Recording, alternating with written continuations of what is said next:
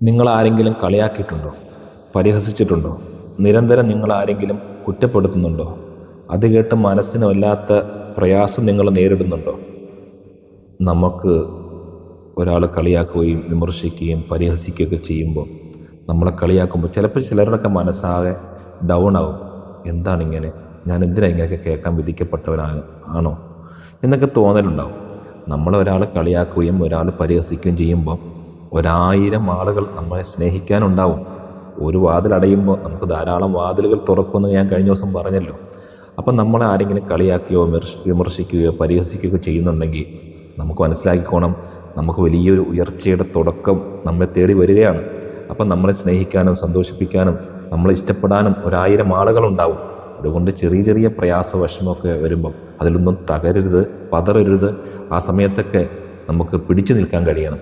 യാ ലത്തീഫ് എന്ന ദിക്ർ കൊണ്ട് നമുക്ക്